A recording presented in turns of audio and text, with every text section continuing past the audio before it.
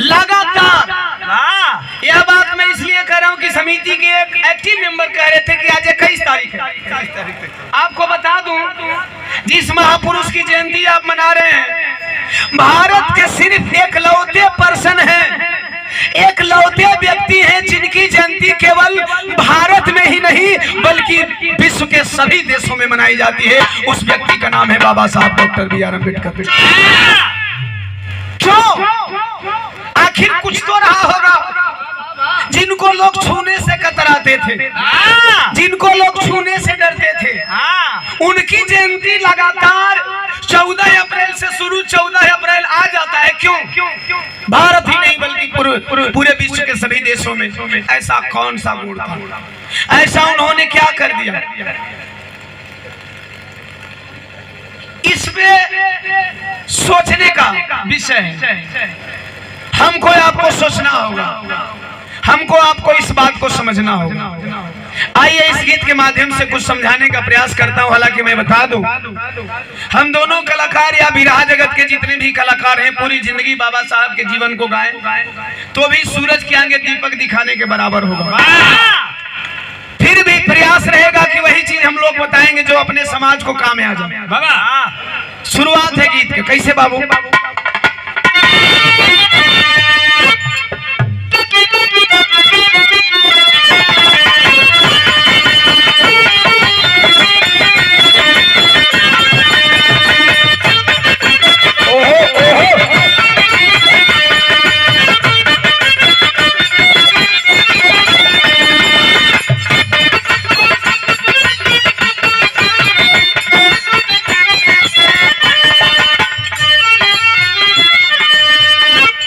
सरज एक लाइन बजा देना मास्टर। कोनो लड़का का नया नया बियाह भइल, बियाहे विदा मेहरारू आ गई, समतिया खूब इंतजार में बाणा सन की आज जाई तो खाजा बता सब तोरी। सुहाग रात वाली कोठरी से सवेरे बाहर आई, मुंह और ओइले भात मत कैले हो। संगतिया पूछना सन कारे यार खाजा बता सब फुराइल नो। कल सरे अरे खाजा बतासा के बाद छोड़ो सन लड्डूयो ना भेटाई ले। संगतिया कल सन काहे रे? तब वो बतावे अपनी संगतियन से रात वाली बात।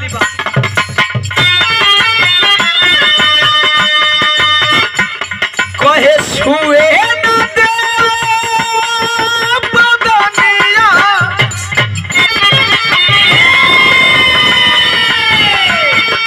अरे छुए ना दे बदनिया, कहे ना बहिना।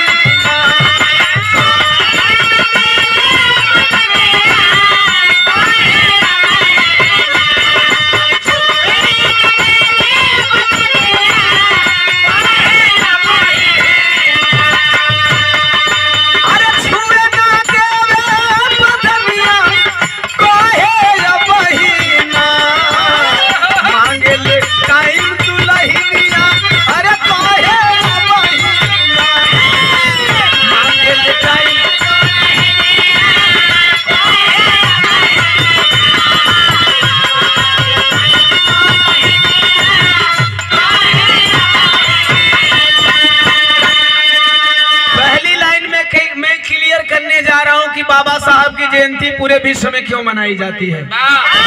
हालांकि देश में महापुरुष तो तमाम हैं, इनके समकक्ष कुछ राजनेता हैं, नेहरू, पटेल, गांधी जी।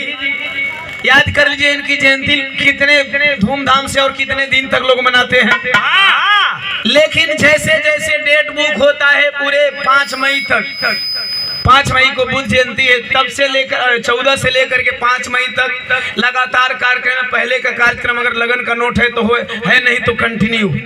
क्यों? आखिर क्या कारण है? क्यों इतना लोग चाव से क्यों जयंती मनाते हैं? इतनी धूमधाम क्यों बाबा साहब की जयंती में? तो पहली लाइन में बहुत कुछ क्लियर करूंगा।